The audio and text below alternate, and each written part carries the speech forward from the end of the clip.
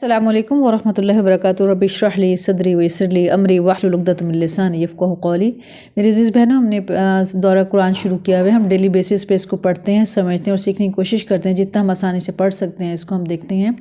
تاکہ اسے ہم اپنی عملی زندگی میں لے کر آ سکیں۔ سورۃ البقرہ کی آیت نمبر 86 تک ہم نے پڑھ لیا تھا۔ آج ہم اس سے آگے دیکھتے ہیں کہ اس میں اللہ تعالیٰ ہمیں کیا فرماتے ہیں، کیا نصیحت کرتے ہیں اور ہم یہاں سے کیا کچھ سیکھ کر اپنی زندگی میں اپلائی کرنے کی کوشش کرتے ہیں۔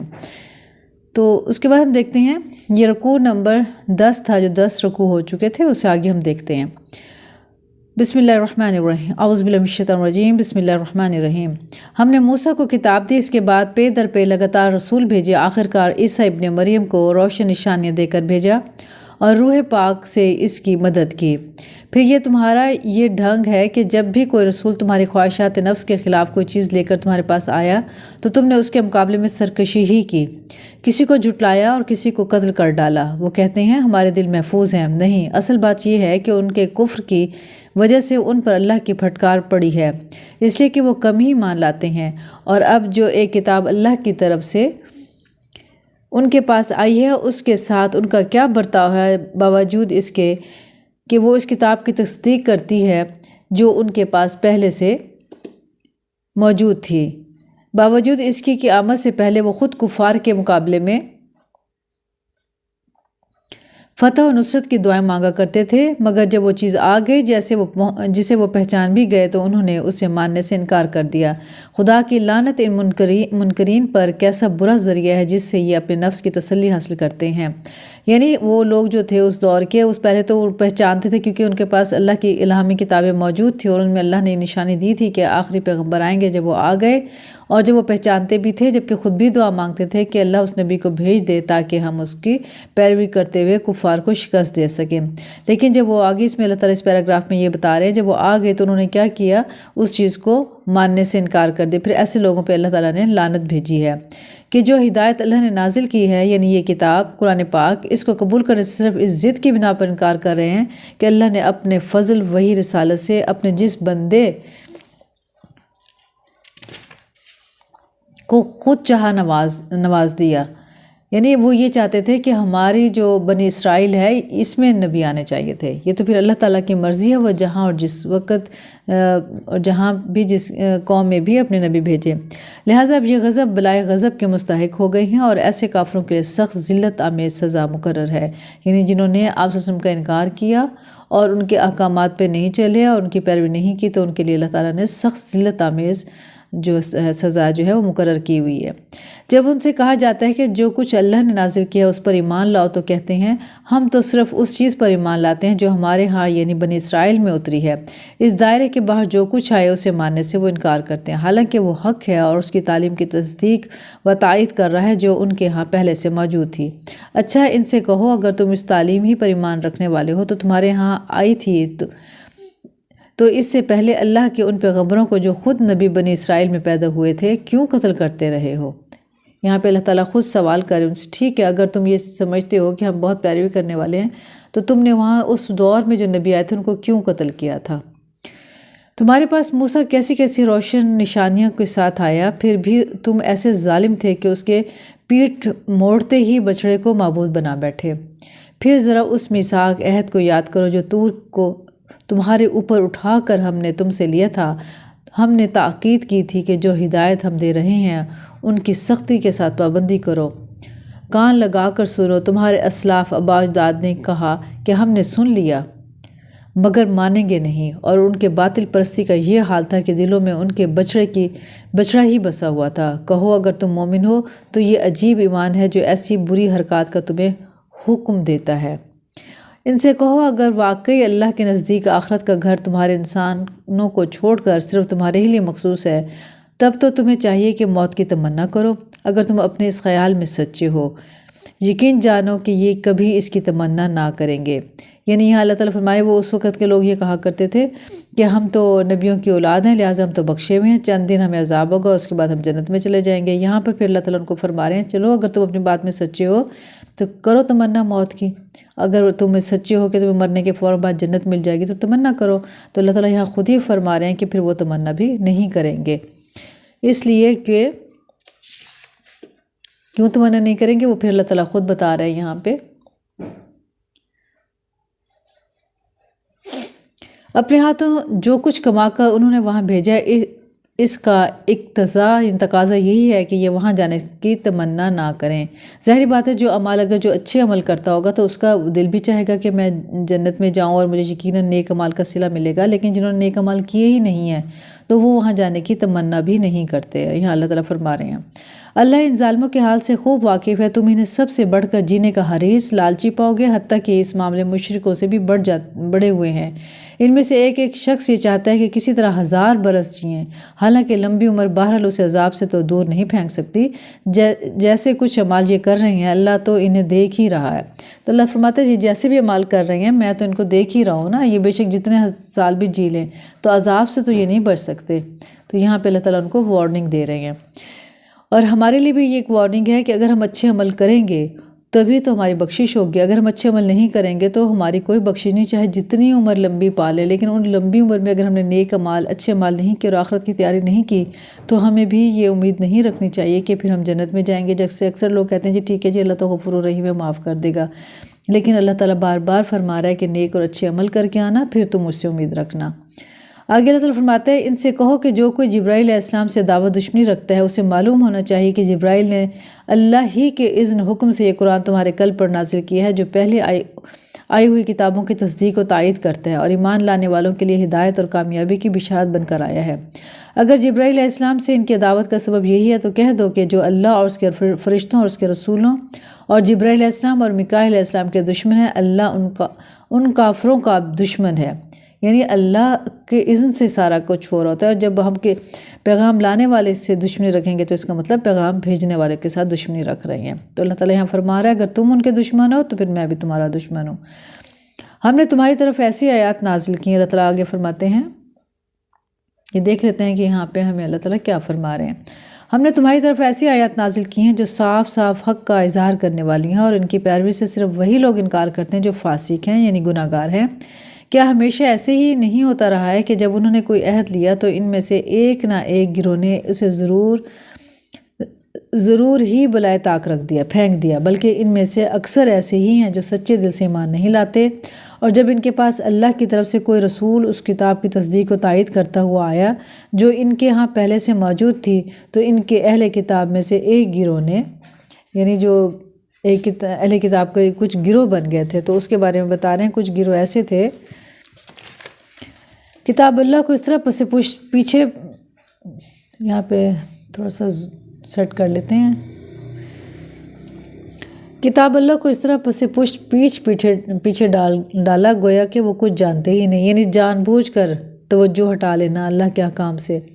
اور لگے ان چیزوں کی پیروی کریں جو شیاطین سلیمان علیہ السلام کی سلطنت کا نام لے کر پیش کیا کرتے تھے۔ حالانکہ سلیمان علیہ السلام نے کبھی کفر نہیں کیا، کفر کے مرتکب تو وہ شیاطین تھے جو لوگوں کو جادوگری کی تعلیم دیتے تھے۔ وہ پیچھے پڑے اس چیز کے جو بائبل میں 2 فرشتوں ہاروت و ماروت پر نازل کی گئی تھی، حالانکہ وہ فرشتے جب کبھی کسی کو اس کی تعلیم دیتے تو پہلے صاف طور پر متنبع کر دیا کرتے تھے کہ دیکھو ہم محض ایک آزمائش ہیں، تو کفر میں مبتلا نہ ہو، یعنی وہ جو سیکھنے والے ہوتے تھے ان کو پہلے بتا دیتے تھے دیکھو ہم آزمائش کے لیے اترے ہیں، تم لوگ یہ کام غلط نہ کرو، پھر بھی یہ لوگ ان سے وہ چیز سیکھتے تھے جس سے شوہر اور بیوی میں جدائی ڈال دیں۔ آج بھی دیکھ لیں ہر کسی کی یہی کوشش ہوتی ہے کوئی ایسے جادو ٹونا تویز کیا جائے کہ میاں بیوی میں لڑائی ہو، تو یہ اس دور میں بھی یہ تھا، اور یہ بدترین علم ہے جو وہ حاصل کر رہے تھے۔ ظاہر تھا کہ اذن الہی کے بغیر وہ اس کے ذریعے سے کسی کو بھی ضرر نقصان نہیں پہنچا سکتے تھے۔ اچھا یہاں یہ بات سمجھ لیں کہ چاہے کوئی جادو کرے تعویذات کرے، جب تک اللہ تعالیٰ کا حکم نہ ہو جادو تعویذات بھی اثر نہیں کرتے۔ اپنا یقین کو کامل رکھنا چاہیے، حفاظت کے اذکار پڑھتے رہنا چاہیے، صبح شام کے جو اذکار ہیں وہ لازمی اپنی زندگی میں شامل رکھیں۔ تو اللہ تعالیٰ نے کاوشوں کو دیکھتے ہوئے اگر کوئی جتنا بھی کالا پیلا جادو کرتے ہیں، جس قسم کے بھی جادو ہیں، جتنی بھی ورائٹیز ہیں جادو کے لوگ کرتے ہیں، تو اس کا اثر نہیں ہوتا، بلکہ وہ جو اگر ناحق کرتا ہے تو جادو اسی پر ہی واپس پلٹ جاتا ہے۔ یہاں آگے اللہ تعالیٰ فرماتے ہیں مگر اس کے باوجود وہ ایسی چیزیں سیکھتے تھے جو خود ان کے لیے نفع بخش نہیں بلکہ نقصان دہ تھیں، اور انہیں خوب معلوم تھا کہ جو اس چیز کا خریدار بنا اس کے لیے آخرت میں کوئی حصہ نہیں۔ دیکھیں جو جادو ٹونے تعویذات کرتے ہیں وہ سمجھ لیں کہ ان کے دنیا کے ساتھ ساتھ آخرت بھی برباد ہے، اللہ تعالیٰ ان کا آخرت میں ان کو کوئی حصہ بھی نہیں دے گا، انہوں نے اپنی آخرت اپنے ہاتھوں سے ہی برباد کر لی جادو ٹونے کر کے۔ کتنی بری متاع چیز تھی جس کے بدلے انہوں نے اپنی جان کو بیچ ڈالا، یعنی اپنے دنیاوی نفعوں کے لیے، دنیاوی فائدوں کے لیے تو انہوں نے اپنی جان کو بیچ ڈالا ان برائیوں کے بدلے، کہاں جہنم میں جانے کا راستہ بنا لیا مقصد ہے۔ کاش انہیں معلوم ہوتا اگر وہ ایمان اور تقوی اختیار کرتے تو اللہ کے ہاں اس کا بدلہ پاتے، بدلہ ملتا ان کو، وہ ان کے لیے زیادہ بہتر تھا، کاش انہیں خبر ہوتی۔ یعنی جو دنیا کے مفاد کو دیکھتے ہیں اور دنیا کو ہی اپنے لیے اوڑھنا بچھونا بنا لیتے ہیں، جس کی وجہ سے وہ ہر غلط کام کرتے ہیں، تو یہاں اللہ تعالیٰ فرما رہا ہے تو یہ تو ان کے لیے بہت برا ہوا کہ انہوں نے یہ بہت غلط کوشش کی ہے، تو ہمیں اس سے بچنا چاہیے۔ تو آگے دیکھتے ہیں، اللہ تعالیٰ ہمیں فرماتے ہیں اے لوگو جو ایمان لائے ہو، راعینا نہ کہو بلکہ انظرنا کہو، اور توجہ سے بات کو سنو۔ یہ کافر تو عذاب علیم دردناک عذاب کے مستحق ہیں، یہ لوگ جنہوں نے دعوت حق کو۔ اچھا، یہاں انظرنا اور راعینا کا ایک واقعہ ہم دیکھ لیتے ہیں 36 میں، کہ یہودی جب حضور، یہاں تھوڑی سی وضاحت دیکھ لیتے ہیں کہ راعینا اور انظرنا سے کیا مراد ہے۔ یہودی جب حضور صلی اللہ علیہ وسلم کی مجلس میں آتے تو اپنے سلام اور کلام میں ہر ممکن طریقے سے اپنے دل کا بخار نکالنے کی کوشش کرتے تھے۔ جب حضور صلی اللہ علیہ وسلم کی گفتگو کے دوران میں یہودی کو کبھی یہ کہنے کی ضرورت پیش آتی کہ ٹھہریے ذرا ہمیں یہ بات سمجھ لینے دیجیے، تو وہ راعینا کہتے۔ اس لفظ کا ظاہری مفہوم تو یہ تھا کہ ذرا ہماری رعایت کیجیے یا ہماری بات سن لیجیے، مگر اس میں کئی پہلو سے برے معنی بھی نکلتے تھے، اس لیے مسلمانوں کو حکم دیا گیا کہ تم اس لفظ کے استعمال سے پرہیز کرو اور اس کے بجائے انظر نہ کہا کرو، یعنی ہماری طرف متوجہ فرمائیے، ذرا ہمیں سمجھ لینے دیجیے۔ یعنی اس کے جو راعینا تھا اس کے نیگیٹو معنی نکلتے تھے، تو اللہ تعالیٰ نے بھی پابندی لگا دی تھی کہ یہ لفظ نہیں بولنا مجلس میں جو بھی بیٹھے ہوتے ہیں، بلکہ انظر نہ کہا کرو جب آپ کی مجلس میں ہوں اور بات سمجھنے کی کوشش کر رہے ہوں۔ یہ کافر تو عذاب علیم دردناک عذاب کے مستحق ہیں، یہ لوگ جنہوں نے دعوت حق کو قبول کرنے سے انکار کر دیا ہے، خواہ اہل کتاب میں سے ہوں یا مشرک ہوں، ہرگز یہ پسند نہیں کرتے کہ تمہارے رب کی طرف سے تم پر کوئی بھلائی نازل ہو، مگر اللہ جس کو چاہتا ہے اپنی رحمت کے لیے چن لیتا ہے، اور وہ بڑا فضل فرمانے والا ہے۔ ہم جس طرح آیات کو منسوخ کر دیتے ہیں یا بھلا دیتے ہیں، اس کی جگہ اس سے بہتر لاتے ہیں یا کم از کم ویسی لے آتے ہیں۔ یہاں اللہ تعالیٰ ہمیں فرما رہے ہیں کہ یہ اس کی مرضی ہے، کچھ آیات ایسی ہوتی ہیں جن کے احکام بعد میں اللہ تعالیٰ منسوخ کر دیتے ہیں۔ ہم جس آیت کو منسوخ کر دیتے ہیں یا بھلا دیتے ہیں، اس کی جگہ اس سے بہتر لاتے ہیں یا کم از کم ویسی ہی۔ کیا تم جانتے نہیں ہو کہ اللہ ہر چیز پر قدرت رکھتا ہے؟ کیا تمہیں خبر نہیں ہے کہ زمین و آسمان کی فرمان روائی اللہ کی کے لیے ہے، اور اس کے سوا کوئی تمہاری خبر گیری کرنے اور تمہاری مدد کرنے والا نہیں ہے؟ پھر کیا تم اپنے رسولوں سے اس قسم کے سوالات اور مطالبہ کرنا چاہتے ہو جسے اس سے پہلے موسیٰ سے کیے جا چکے ہیں؟ یعنی یہاں پہ بھی سوالوں کی ممانعت کر دی کہ زیادہ سوال نہ پوچھا کرو، اس سے جو ہے نا ایمان خراب ہوتا ہے، انسان زیادہ الجھ جاتا ہے، تو یہاں منع کیا جا رہا ہے۔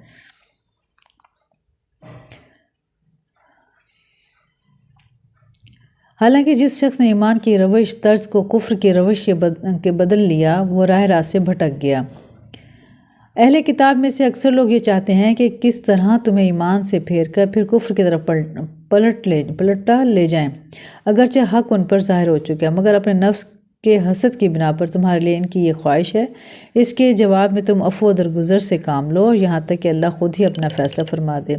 دیکھیں یہاں پہ یہ تھوڑا سا حسد کے بارے میں بتایا گیا کہ حسد ایک ایسی چیز ہوتی ہے کہ جو لوگ حسد کر رہا ہو اس کے بارے میں ہمیں حکم دیا جا رہا ہے کہ ہمیں عفو و درگزر سے کام لینا چاہیے، کیونکہ جب بھی اللہ تعالیٰ کسی کو نعمت دیتا ہے تو اس کے حاسدین بھی ضرور پیدا ہو جاتے ہیں۔ تو بجائے حاسدین سے بحث کرنا، مباحثہ کرنا اور ان کو خوش کرنے کی کوشش کرنا، اس سے بہتر اللہ تعالیٰ کہتے ہیں درگزر کرو، کہ ان کی طرف توجہ ہی نہ دو کہ وہ کیا کہہ رہے ہیں یا کیا کر رہے ہیں۔ تو آگے دیکھتے ہیں اس میں اللہ تعالیٰ ہمیں کیا فرماتے ہیں۔